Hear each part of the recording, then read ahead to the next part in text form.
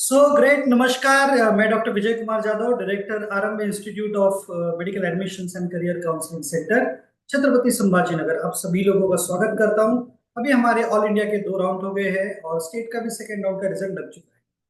अब हम जाने वाले हैं बहुत ही इंपॉर्टेंट जो है हमारा राउंड, ऑल इंडिया राउंड 3। ये बहुत वैसे डेंजरस राउंड होता है और इसका मैं कहना भी इसलिए चाहता हूँ। डेंजरस का हमेशा ये है कि कुछ नियम ऐसे होते हैं कि जिन पे हमें ध्यान देना होगा, वरना हमारी बहुत सारी गड़बड़ हो जाएगी। और रूल्स रेगुलेशंस काफी स्ट्रिक्ट होते हैं और हमें उन पे ध्यान देना होगा। तो ग्रेट, मैं आपको रूल्स रेगुलेशंस भी बता देता हूँ कि किन रूल्स रेगुलेशंस के अंतर्गत में काम करना है। ठीक, जस्ट सेकेंड, मैं आपके लिए पीपीटी शेयर कर देता हूँ ताकि आप मुझे देख पाए और डेटा भी देख पाए। तो मैं इंफॉर्मेशन देने वाला हूँ। राउंड 3 ऑल इंडिया 15% कोटा, जिसको हम 15% कोटा ऑल इंडिया कहते हैं। यहाँ पर एम्स, गवर्नमेंट मेडिकल कॉलेजेस और सारे गवर्नमेंट मेडिकल कॉलेजेस को आप देख सकते हो। सीट्स बहुत कम रहते हैं, लेकिन महाराष्ट्र में से 8 नए मेडिकल कॉलेजेस ज्वाइन हुए हैं। उनकी लिस्ट भी मैंने ग्रुप पर डाल दी है, आप वो देख सकते हो। ओके, तो अभी सबसे इम्पोर्टेंट बात क्या है? तो अभी हम जो बात कर रहे हैं ऑल इंडिया के थर्ड राउंड की। ओके, तो अब ये थर्ड राउंड जो है ऑल इंडिया लेवल का, इसमें कौन कौन पार्टिसिपेट कर सकता है? तो जिस कैंडिडेट ने राउंड 1 में या राउंड 2 में रजिस्टर किया था लेकिन उन्हें कोई सीट नहीं मिली है ना, वो इस राउंड के लिए एलिजिबल है। दूसरा, फ्रेश रजिस्ट्रेशन कौन कर सकता है? जिन्होंने किसी भी कारण से राउंड 1 में या राउंड 2 में ऑल इंडिया के कोई रजिस्ट्रेशन नहीं किया है, तो आप पूरी फीस भरकर आप रजिस्ट्रेशन कर सकते हो। उसके बाद जिन लोगों ने रिजाइन किया है राउंड 1 या राउंड 2 में, जिनको सीट मिली थी उन्होंने रिजाइन कर दिया है, रिपोर्ट नहीं किया है, वो भी फिर से रजिस्ट्रेशन कर सकते हैं। ओके, ये राउंड में आपको फिर से चॉइस फिलिंग करना पड़ेगा। राउंड 1 राउंड 2 का कोई भी चॉइस चलेगा नहीं, आपको दोबारा से सारे के सारे चॉइस फिलिंग करने पड़ेंगे। ओके, फिर सीट मिलने के बाद आपको फिजिकली ज्वाइन करना है मेडिकल कॉलेज या डेंटल कॉलेज, जो भी मिलता है। आप एक बार ज्वाइन कर लेते हो तो फिर अपग्रेड नहीं करो या रिजाइन नहीं करो। अगर आपको स्टे वैकेंसी में जाना है तो ना आपने ज्वाइन करना है ना कुछ करना है। अगर आप एक बार ज्वाइन कर लेते हो थर्ड राउंड की सीट, तो ना आप अपग्रेड कर सकते हो स्टे वैकेंसी, ना आप ये सीट छोड़ सकते हो। अगर ऐसा करते हो तो आप अगले किसी भी राउंड के लिए एलिजिबल नहीं रहते हो और आपका सिक्योरिटी डिपॉजिट भी फोरफिट हो जाता है। ओके, तो ये कंपलसरी है। आप अब छोड़ सकते हो, ये कॉलेज आपको पसंद नहीं आया, लेकिन फिर आप किसी भी राउंड को एलिजिबल नहीं रहोगे। ये साल आपका एमबीबीएस का सपना ऑल इंडिया के थ्रू बंद हो जाएगा। ओके, और कोई कैंडिडेट है जिसने पहले 2 राउंड में रजिस्टर नहीं किया है, थर्ड राउंड में सीधा रजिस्टर किया है, तो आपको अगर सीट मिलती है तो कोई दिक्कत नहीं। अगर सीट नहीं मिलती है तो आप स्टे वैकेंसी के राउंड के लिए भी जा सकते हो। और अगर आपको राउंड 3 में सीट मिलती है तो राउंड 2 की सीट पर आपका कोई क्लेम नहीं रहेगा। याद रखिए, 3 में सीट मिलती है तो 2 की सीट चली जाएगी। अगर आपको 2 की सीट अच्छी लग रही है तो उसको रिटेंशन कर दीजिएगा। अगर नहीं लग रही है और अपग्रेड चाहते हो और सीट मिलती है तो आपको आगे जाना पड़ेगा। अब कौन कौन से कैंडिडेट एलिजिबल है हमारे इस राउंड के लिए, वो भी देख लेते हैं। तो ग्रुप 1 जो है, जिन कैंडिडेट ने कोई भी सीट नहीं मिली है राउंड 1 या राउंड 2 में, वो एलिजिबल है चॉइस फिलिंग के लिए। ऐसे कुछ कैंडिडेट है जिनको सीट मिली थी, सेकेंड राउंड में उन्होंने कैंसिल हो गया है।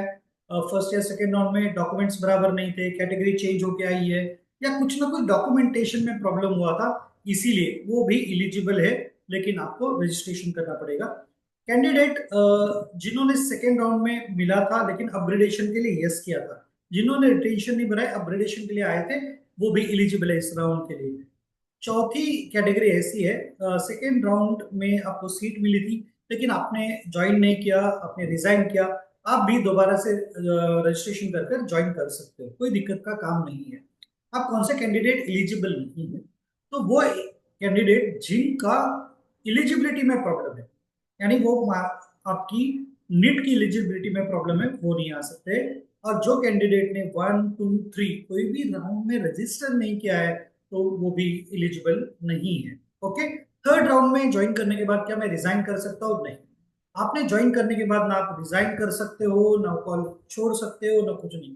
आपको कंटिन्यू करना पड़ेगा। अगर आप छोड़ देते हो तो आप आगे किसी भी तरीके के राउंड में एलिजिबल नहीं रहेंगे।